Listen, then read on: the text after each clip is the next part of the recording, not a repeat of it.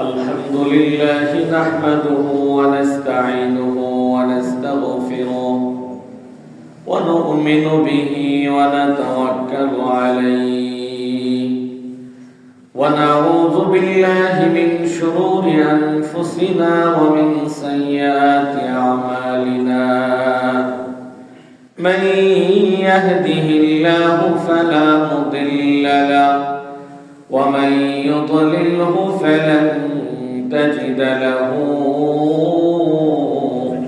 وليا مرشدا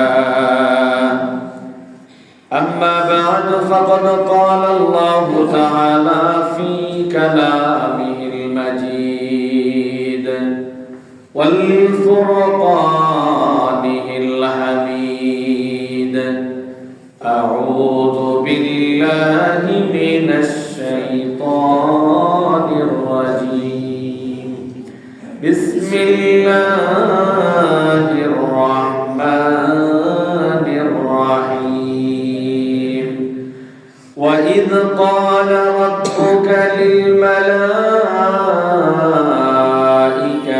إني جاعل في الأرض خليفة آمنت بالله صدق الله العظيم فقد قال الله تعالى في شان حبيبه يا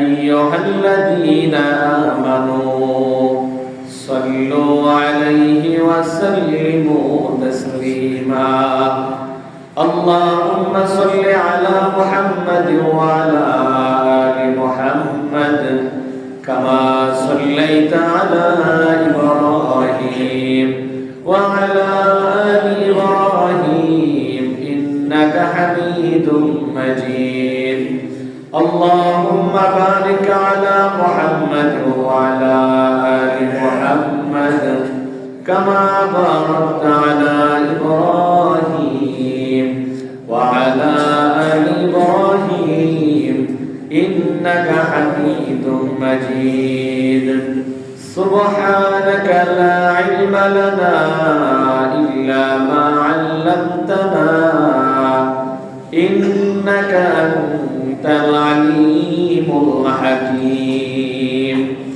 سبحانك لا علم لنا إلا ما علمتنا إنك أنت العليم الحكيم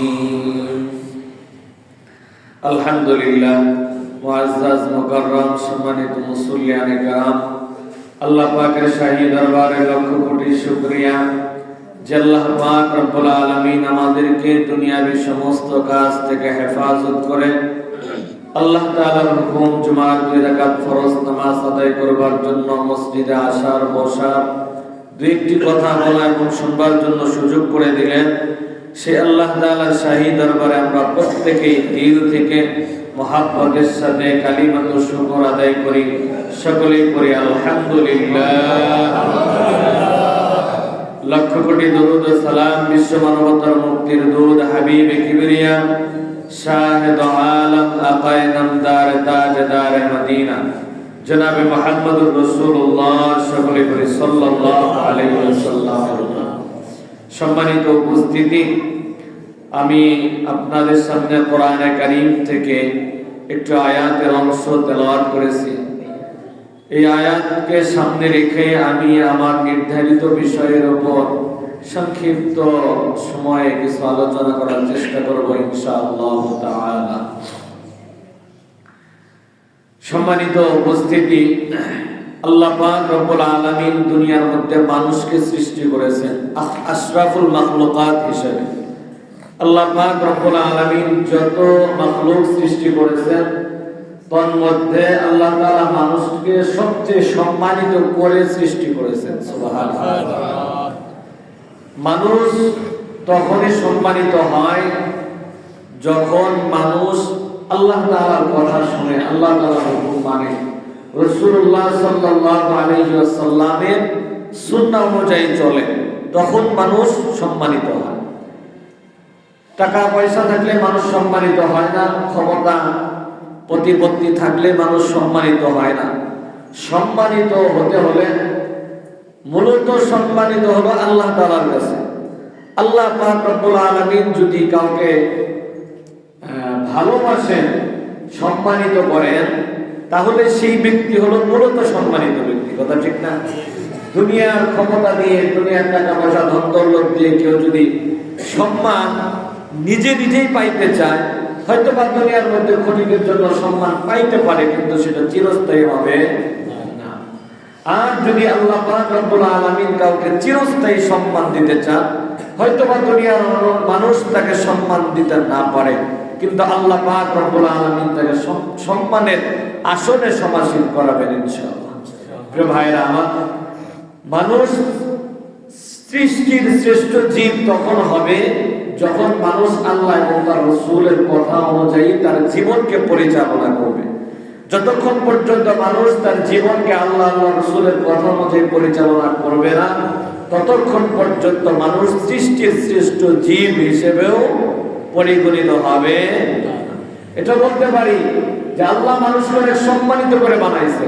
হ্যাঁ, আল্লাহ সম্মানিত করে বানাইছে, সাথে কিছু শর্ত আল্লাহ তাআলা দিয়েছে। শর্ত মানলে তুমি সম্মানিত, শর্ত না মানলে চতুষ্পদ জানোয়ারের থেকে তুমি খারাপ। এটা কার কথা? আল্লাহর কথা, আমার কথা না, আল্লাহর কথা। সম্মানিত করে বানাইছি, সুন্দর অবয়ব দিয়ে বানাইছি, সোজা করে আল্লাহ তাআলা মানুষকে বানাইছেন। সুবহানাল্লাহ।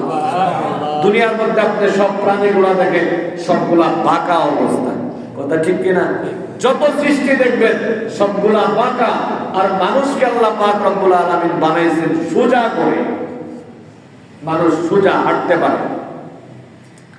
তো প্রিয় ভাইরা, আল্লাহ তাআলা মানুষকে সৃষ্টির শ্রেষ্ঠ জীব বানাইছেন, তখন সে শ্রেষ্ঠ হবে যখন আল্লাহর কথা অনুযায়ী চলবে। মানুষকে বানাইছেন কে? আল্লাহ। প্রিয় ভাইরা আমার, সূরা আর-রহমানের ৩ নম্বর আয়াতের মধ্যে আল্লাহ পাক রব্বুল আলামিন বলেন, খালাকাল ইনসান। আল্লাহ তাআলা বলেন, আমি মানুষকে সৃষ্টি করেছি। আল্লাহ তাআলা মানুষ বানাইছে। প্রিয় ভাইরা আমার, মানব সৃষ্টির ইতিহাস কি? আল্লাহ পাক রব্বুল আলামিন মানুষ কিভাবে বানাইলেন? তাহলে আমাদেরকে একটু পিছনের দিকে যাইতে হয়। আল্লাহর কোরআন থেকে আমরা আলোচনা শুনবো ইনশাআল্লাহ। আল্লাহ পাক রব্বুল আলামিন ফেরেশতাদেরকে ডেকে বললেন, ও ফেরেশতারা, ওয়া ইয ক্বালা রাব্বুকা লিল মালাইকাতি জাইলুন ফিল আরদি খলিফা। আল্লাহ তাআলা বলেন, আমি ফেরেশতাদেরকে কথা বললাম, ও ফেরেশতারা, দুনিয়ার মধ্যে আমি খলিফা বানাইতে চাই, প্রতিনিধি বানাইতে চাই। আল্লাহ তাআলা ফেরেশতাদেরকে বললেন, ফেরেশতারা, দুনিয়ার মধ্যে আমি প্রতিনিধি বানাইতে চাই। খলিফা কাকে বলে? প্রতিনিধি কাকে বলে? খলিফা অর্থ প্রতিনিধি, বাংলায় দায়িত্বপ্রাপ্ত, যারা একে অপরের পরে আসবে এবং এক প্রজন্ম অন্য প্রজন্মের কাছে ইসলামের বাণী পৌঁছায় দিবে।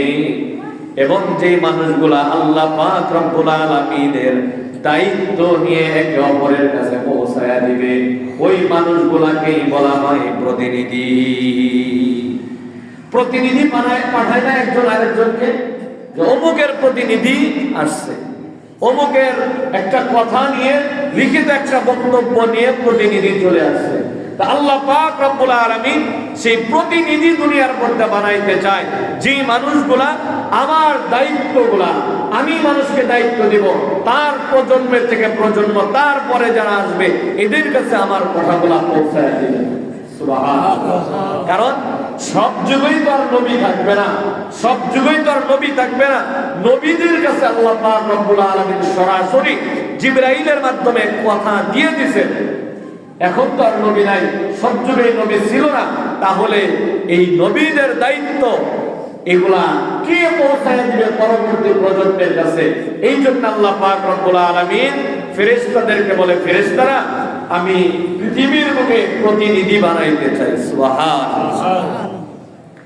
ফেরেশতারা ডাক দিয়া কয়, রব্বে কারীম, ক্বালু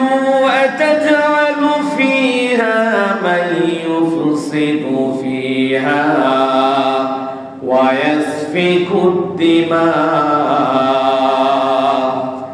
আল্লাহ পাক রব্বুল আলামিনকে ফেরেশতারা ডাক দিয়া কয়, রব্বে কারীম, আবার আপনি এমন কাউকে পৃথিবীর বুকে সৃষ্টি করতে চান যে মানুষগুলা পৃথিবীর মধ্যে গিয়া সেই প্রতিনিধিগুলা পৃথিবীর মধ্যে গিয়ে অশান্তি বিস্তার করবে এবং খুব খারাপের মধ্যে থাকবে। আল্লাহ তাআলাকে ফেরেশতারা ডাক দেয়া কয়, ওয়া নাহনু নুসাব্বিহু বিহামদিকা ওয়া নুকদ্দিসু লাক। আপনার প্রশংসা করার জন্য, আপনার তাসবিহ পড়ার জন্য তো আমরা সদা সর্বদাই নিয়োজিত আছি। সুবহানাল্লাহ। ফেরেশতাদেরকে আল্লাহ পাক রব্বুল আলামিন বানাইছেন ইবাদতের শক্তি দিয়া, তাদের গুনাহ করার কোনো শক্তি নাই। আল্লাহ তাআলা এমন কিছু ফেরেশতা বানায় রাখছেন, সৃষ্টির পর থেকে নিয়ে কিয়ামত পর্যন্ত এই ফেরেশতারা শুধুমাত্র দরুদ শরীফের উপর আমল করতে থাকবে। এমন একদল ফেরেশতা আল্লাহ বানিয়ে রাখছেন যে ফেরেশতাগুলা সৃষ্টির পর থেকে নিয়ে রুকুর হালতে আছে, কিয়ামত পর্যন্ত এই ফেরেশতাগুলা রুকুর হালতেই থাকবে। আল্লাহ পাক রব্বুল আলামিন এমন একদল ফেরেশতা বানায় রাখছেন যে ফেরেশতাগুলা সৃষ্টির পর থেকে নিয়ে সিজদার হালাতের মধ্যে আছে, কিয়ামত পর্যন্ত এই ফেরেশতাগুলা সিজদার হালাতের মধ্যেই থাকবে।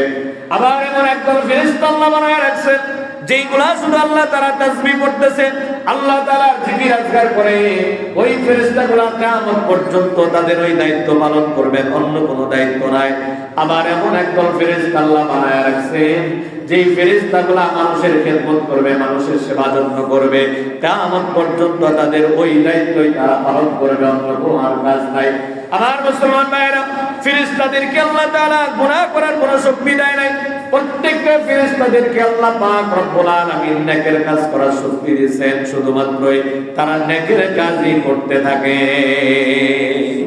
এই জন্য ফেরেশতারা ডাক দেয়া কয়, ওয়া নাহনু নুসাব্বিহু বিহামদিকা ওয়া নুকদ্দিসু লাক। আবার আরেক জাতি কেন বানাইতে হয়, রব্বে কারীম, আমরা তো আপনার তাসবিহ, আপনার প্রশংসার মধ্যে সদা সর্বদা লিপ্ত আছি। আমার মুসলমান ভাইরা, আল্লাহ পাক রব্বুল আলামিন যখন ফেরেশতাদেরকে বললেন প্রতিনিধি বানাবে, ফেরেশতারা বলল যে এদেরকে বানাইলে তো এরা আবার পৃথিবীর বুকে দাঙ্গা হাঙ্গামা মারামারি করবে, অশান্তি বিস্তার করবে। এটা ফেরেশতাদের হিংসাত্মকমূলক বা অভিযোগমূলক কথা ছিল না, বরং যৌক্তিকতা জানার জন্যই, সত্য এবং যৌক্তিকতা জানার জন্যই ফেরেশতারা এই কথা আল্লাহ তাআলাকে বলছে। তা কেমন? ফেরেশতারা জানে এই পৃথিবীর সৃষ্টির পরে, মানুষ পাঠানোর আগে এই পৃথিবীতে আল্লাহ পাক রব্বুল আলামিন জিন জাতিকে পাঠাইছিল। কাদেরকে পাঠাইছিল? জিন জাতিকে পাঠাইছিল। এই জিন জাতি দুনিয়ার মধ্যে যত ফিতনা ফাসাদ আছে তারা করছে, যত অশান্তি আছে তারা বিস্তার করছে। এই জন্য এই জিন জাতিকে, এই কি বলে যে মানুষ বসবাসের যে জায়গা আছে এগুলা থেকে তাদেরকে তাড়ায়া দিয়া আল্লাহ পাক রব্বুল আলামিন মনস্থ করছে, আমি পৃথিবীর বুকে আমার প্রতিনিধি আমি মানুষ বানাইতেছি। প্রিয় ভাইরা আমার, ফেরেশতারা যে আপত্তি করেছে এটার কারণ হলো হযরতে কাতাদা রাহমাতুল্লাহি আলাইহি তার কিতাবের মধ্যে লেখে, আল্লাহ পাক রব্বুল আলামিন ফেরেশতাদেরকে আগেই জানায়া দিয়েছেন, ফেরেশতাদেরকে আল্লাহ তাআলা আগেই জানায়া দিয়েছেন জমিনের বৈশিষ্ট্য, এই যে জমিনের বৈশিষ্ট্য এটা, যেই সৃষ্টিকে আল্লাহ পাক রব্বুল আলামিন পৃথিবীর মধ্যে পাঠাইবেন, ওই সৃষ্টি পৃথিবীর বুকে এসে অশান্তি বিস্তার করবে, রক্তারক্তি করবে, দাঙ্গা হাঙ্গামা করবে। এটা হলো পৃথিবীর, এই দুনিয়ার জমিনের একটা বৈশিষ্ট্য। আজকে শুধু মানুষ নয়, যেই প্রাণীর কথাই বলেন না কেন, এক গরু আরেক গরুর উপর হামলা করে কি করে না, গোতা দিয়ে তাকে রক্তাক্ত করে দেয় কি দেয় না, এক ছাগল আরেক ছাগলকে দেখতে পারে না, এক ভেড়া আরেক ভেড়াকে দেখতে পারে না, এভাবে ঘুরতে থাকে না, দেখতে থাকে, এক প্রাণী অপর প্রাণীকে দেখতে পারে না, মানুষও একজন আরেকজনকে দেখতে পারে না। এটা হলো এই জমিনের বৈশিষ্ট্য। আল্লাহ পাক রব্বুল আলামিন ফেরেশতাদেরকে আগেই জানায় দিয়েছেন। এই জন্য ফেরেশতারা ডাক দিয়ে কয়, ক্বালু আতাজআলু ফিহা মান ইউফসিদু ফিহা ওয়া ইয়াসফিকুদ দিমা। ফেরেশতারা ডাক দেয়া কয়, রব্বে কারীম, আবার এমন একটা সৃষ্টি আপনি পৃথিবীর বুকে পাঠাইতে চান যে সৃষ্টিগুলা পৃথিবীর বুকে অশান্তি বিস্তার করবে এবং তারা রক্তারক্তি করবে। আল্লাহ পাক রব্বুল আলামিন জানায় দেয়, ফেরেশতারা শুনো, قال إني أعلم ما لا تعلمون, আমি যা জানি তোমরা তা জানো না। এই মানুষগুলাকে আমি বানাবো, এই মানুষগুলা পৃথিবীর বুকে অশান্তি বিস্তার করবে, রক্তারক্তি করবে, দাঙ্গা হাঙ্গামা করবে। আবার এদের মধ্যে এক শ্রেণীর মানুষ থাকবে যে মানুষগুলা আমি আল্লাহ তাআলার গোলামি একনিষ্ঠভাবে করবে। সুবহানাল্লাহ। প্রিয় ভাইরা আমার, আল্লাহ পাক রব্বুল আলামিনের সিদ্ধান্ত হবে, ফেরেশতাদের থেকে যে আল্লাহ তাআলা পরামর্শ দিয়েছেন এমন নয়, বরং আল্লাহ তাআলা ফেরেশতাদেরকে বললেন আমি প্রতিনিধি বানাবো, কারণ সৃষ্টিকর্তা কে? আল্লাহ। প্রিয় ভাইরা আমার, অন্য আয়াতের মধ্যে আল্লাহ তাআলা বলেন, ইন্নামা আমরুহু ইযা আরাদা শাইআন আইয়াকুলা লাহু কুন ফায়াকুন। কোন কিছু বানানোর জন্য কারো কাছে পরামর্শ চাইতে হয় না আল্লাহ তাআলা, কারো কাছ থেকে অনুমতি নিতে হয় না। আল্লাহ পাক রব্বুল আলামিন যেটা ইচ্ছা করেন, যেটা চায় শুধুমাত্র সেটা বলে দেয়, কুন হয়ে যাও, ফায়াকুন, সাথে সাথে সেটা হয়ে যায়। সুবহানাল্লাহ। ভাইরা আমার, আল্লাহ পাক রব্বুল আলামিন চাইছেন প্রতিনিধি বানাবেন, মানুষ বানাবেন, আদম হবে, সেটাই সিদ্ধান্ত। কথা ঠিক কি না? ফেরেশতাদেরকে আল্লাহ জানায় রাখলেন। প্রিয় ভাইরা আমার, এবার আসুন আল্লাহ পাক রব্বুল আলামিন আদম আলাইহিস সালাতু ওয়াস সালামকে কিভাবে বানালেন। আদম আলাইহিস সালাতু ওয়াস সালামের সৃষ্টির উপকরণ কি? তাফসীরের কিতাবের মধ্যে পাওয়া যায় আদম আলাইহিস সালাতু ওয়াস সালামকে সৃষ্টির আদমের সৃষ্টির উপকরণ হলো 6টি। কয়টি? এই 6টি উপকরণ। আবার একটার মধ্যে আপনাদেরকে ঢুকাইয়া বুঝাইয়া দিই, একটা কথার মধ্যে ঢুকবে এই 6টা উপকরণ। এবার আসেন, আল্লাহ পাক রব্বুল আলামিন প্রথম আদমের অবয়ব সৃষ্টির উপকরণ হিসাবে মাটি ব্যবহার করছেন। কি ব্যবহার করছেন? মাটি ব্যবহার করছেন। এখন আসেন, আদম আলাইহিস সালামকে সৃষ্টির 6টি ধারাবাহিক উপকরণ এটা মোটামুটি পাওয়া যায়। আমরা সেই 6টা উপকরণের কথা সংক্ষিপ্তভাবে শুনি। প্রিয় ভাইরা আমার, আদম আলাইহিস সালামকে সৃষ্টির প্রথম উপকরণ হলো মাটি। কোরআন বলছে আদম আলাইহিস সালামকে সৃষ্টি করা হয়েছে মাটি থেকে। সূরা হিজরির 28 নম্বর আয়াতের মধ্যে আল্লাহ তাআলা বলেন। প্রিয় ভাইরা, আল্লাহ পাক রব্বুল আলামিন বলেন, ওয়া ইয ক্বালা রাব্বুকা লিল মালাইকাতি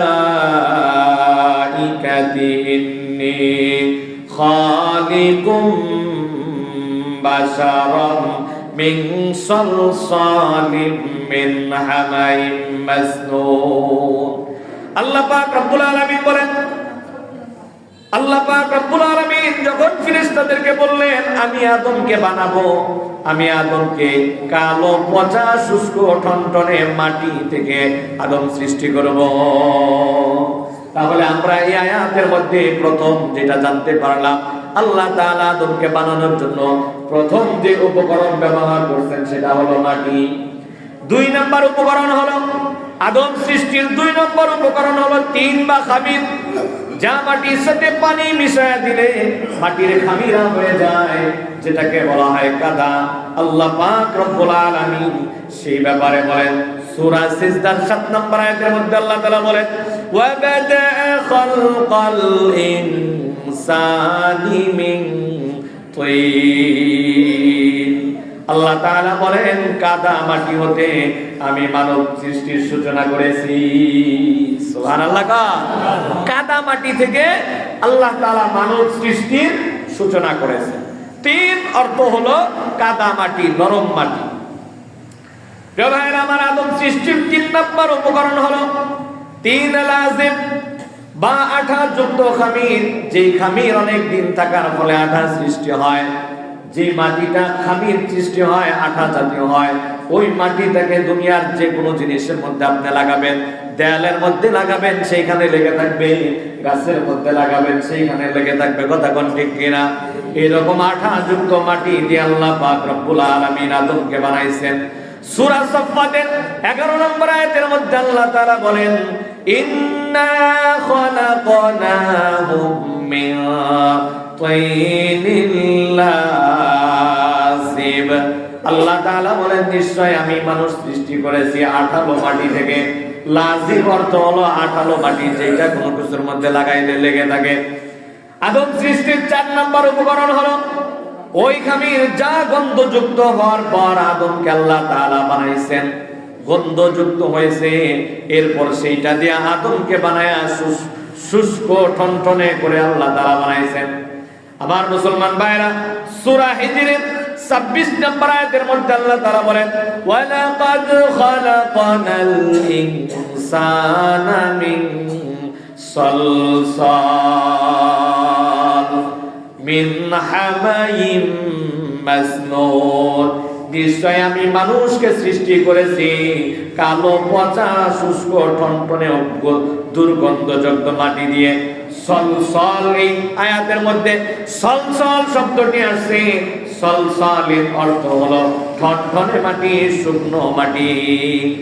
আদম সৃষ্টির 5 নম্বর উপকরণ হলো এই আয়াতের মধ্যে আল্লাহ পাক রব্বুল আলামিন শেষের দিকে বলছেন হামাইম মাসনুন। মাসনুন অর্থ হলো দুর্গন্ধযুক্ত কাদা মাটি। নাম্বার 6, আদম সৃষ্টির 6 নম্বর উপকরণ হলো আল্লাহ পাক রব্বুল আলামিন বলেন, আদম সৃষ্টির 6 নম্বর উপকরণ হলো বাসা, যা মাটির চূড়ান্ত অবস্থা থেকে, মাটির সার নির্যাস থেকে আল্লাহ পাক রব্বুল আলামিন বানাইছে। আল্লাহ পাক রব্বুল আলামিন বলেন, ওয়ালাকাদ খালাকনাল ইনসানা মিন সুলালাতিন মিন তিন। আল্লাহ পাক রব্বুল আলামিন হযরত আদম পয়গম্বরকে মাটির সার নির্যাস থেকে বানাইছেন। আল্লাহ পাক রব্বুল আলামিন যখন ইরাদা করছেন আদমকে বানাবেন, আল্লাহ পাক রব্বুল আলামিন যে ফেরেশতা বানায় রাখছেন, ফেরেশতাদের মধ্যে 4 জন ফেরেশতা হলো সবচেয়ে বড়।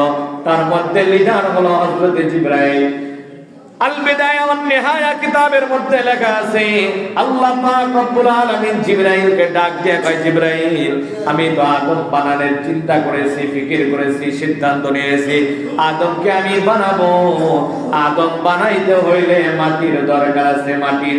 তুমি দুনিয়ার মধ্যে যাও, দুনিয়ার মধ্যে গিয়ে মাটির সার নির্যাস, মাটির খাল যেটা চামড়া, সেই চামড়াটা নিয়ে আসো। হযরত জিবরাইল আমিন পৃথিবীর বুকে চলে আসছেন। মাটিকে ডাক দেয়া কয়, মাটি, তোমার সার নির্যাস, তোমার চামড়া আল্লাহ পাক রব্বুল আলামিন নিতে কইছে।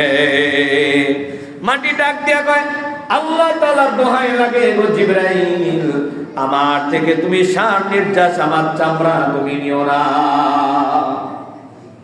হযরত জিবরাইল আমিনের দিলটা বড় নরম। যখন আল্লাহ তাআলার কথা বলছে, আল্লাহ তাআলার দোহাই দিয়ে বলছে, মাটি, যা আমার থেকে তুমি চামড়া নিও না, তো সাথে সাথে হযরত জিবরাইল ফিরে গেছে। আল্লাহ পাক রব্বুল আলামিনকে ডাক দিয়ে কয়, রব্বে কারীম, মাটি তোমার দোহাই দিছে, এইজন্য আনতে পারি নাই। একে একে আল্লাহ পাক রব্বুল আলামিন হযরত মিকাইলকে পাঠাইছেন। হযরত মিকাইলের সাথে এমন কথা হয়েছে, তিনিও মাটি দিতে পারেন নাই। 3 নম্বরে আল্লাহ পাক রব্বুল আলামিন পাঠাইছেন হযরত ইসরাফিলকে। ইসরাফিল আলাইহিস সালাতু ওয়াস সালাম দুনিয়ার মধ্যে আসার পরে মাটিও তাকে একটা কথাই শোনায়া দিছে, আল্লাহর দোহাই লাগে গো, আমার থেকে তুমি মাটি নিও না।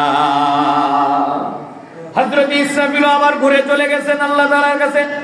4 নম্বরে আল্লাহ পাক রব্বুল আলামিন পাঠাইছেন হযরত আজরাইল আলাইহিস সালাতু ওয়াস সালামকে। আজরাইল আলাইহিস সালাতু ওয়াস সালাম পৃথিবীর বুকে আসছেন। আসার পরে মাটি ডাক দেয়া কয়, আজরাইল, তুমি আমার থেকে আমার চামড়াটা তুমি নিও না, আমার খাল নিও না, আমার সার নির্যাস তুমি নিও না। আল্লাহ তাআলার দোহাই লাগে। আজরাইল আলাইহিস সালাতু ওয়াস সালাম মাটিকে ডাক দেয়া কয়, মাটি, আল্লাহ পাক রব্বুল আলামিন আমাকে আদেশ করছেন তোমার সার নির্যাস খাল নেওয়ার জন্য। তোমার কথা থেকে আমার কাছে আল্লাহ তাআলার কথা বড়, অতএব তোমার কথা আমি শুনতে পারবো না। আল্লাহ পাক রব্বুল আলামিনের হুকুম আমার মানতে হবে। কিতাবের মধ্যে লেখেন হযরত আজরাইল আলাইহিস সালাতু ওয়াস সালাম জমিনের মধ্যে একটা থাবা মারছে। কিতাবের মধ্যে লেখে এক থাবার মধ্যে 40 মণ মাটি নিয়া জিবরাইল আলাইহিস সালাতু ওয়াস সালাম চলে গেছে। সুবহানাল্লাহ। রেখাস দেখা আমার মুসলমান ভাইরা, হযরত আজরাইল আলাইহিস সালাতু ওয়াস সালাম মাটি নিয়ে এক জায়গার মধ্যে রাখছেন। কিতাবের মধ্যে লেখে এরপর আল্লাহ পাক রব্বুল আলামিন ওই মাটির মধ্যে একাধারে 40 দিন পর্যন্ত বৃষ্টি বর্ষণ করে দিয়েছেন। আচ্ছা বলেন তো, একটা আঠালো মাটির মধ্যে যদি 40 দিন পর্যন্ত বৃষ্টি হয় তাহলে সেই মাটির অবস্থা কেমন হবে? একটা আঠালো মাটির মধ্যে যদি একাধারে 40 দিন বৃষ্টি হইতে পারে, মাটির অবস্থা কি হবে? ওই মাটির মধ্যে পাড়া দেওয়া যাবে? হ্যাঁ, মাটি একদম কাদা কাদা হয়ে যাবে, গলে যাবে। আর একাধারে যদি 40টা দিন বৃষ্টি হয় তাহলে সেই জমিন দিয়ে দুর্গন্ধ বের হবে কি হবে না? আমাদের এই দুনিয়ার মধ্যে এখন বর্তমানে নিম্নচাপের সময় যদি 5-7 দিন বৃষ্টি হয় তাই তো দুর্গন্ধ বের হয়ে যায়, কথা ঠিক না? দুর্গন্ধ বের হয়ে যায়। তো সেই মাটির মধ্যে আল্লাহ পাক রব্বুল আলামিন একাধারে 40 দিন পর্যন্ত বৃষ্টি দিয়েছেন, যার কারণে মাটি, শুষ্ক মাটিটা সেটা পানি পেয়ে গলে কাদা হয়ে গেছে এবং দুর্গন্ধ হয়ে গেছে। আদম সৃষ্টির 6টা উপকরণ সবগুলো এটার মধ্যে চলে আসছে কিনা? কি বলেন? কাদাও হয়ে গেছে, দুর্গন্ধ হয়ে গেছে। এরপরে আল্লাহ পাক রব্বুল আলামিন ফেরেশতাদেরকে বলছেন, ফেরেশতারা এবার একটা অবয়ব বানায় ফেলো, একটা মূর্তি বানায় ফেলো। তো ফেরেশতারা সেটাকে সুন্দর করে গলা পর্যন্ত বানাইছেন। কোন পর্যন্ত? গলার নিচ থেকে নিয়ে এই তামাম বডিকে বানাইছেন। আল্লাহ পাক রব্বুল আলামিন বলছেন যে মাথা বানানোর দরকার নাই, চেহারা বানানোর দরকার নাই, এটা আমি আমার কুদরতি হাত দিয়ে বানাইব। সুবহানাল্লাহ। এরপরে আদমের বডিকে বানানো হলো, বানানোর পরে শুকানো হলো। শুকানোর পরে আল্লাহ পাক রব্বুল আলামিন চেহারাটাকে কিতাবের মধ্যে লেখে তার কুদরতি হাত দিয়ে আদর করে করে নাকটাকে ধরে ঠোঁটের লম্বা করে গালের মধ্যে ধরে হাত আল্লাহ তাআলার কুদরতি হাত দিয়ে ডলে ডলে কপালের মধ্যে হাত দিয়ে ডলে ডলে আল্লাহ পাক রব্বুল আলামিন আদমের চেহারাটাকে বানাইছে। সুবহানাল্লাহ।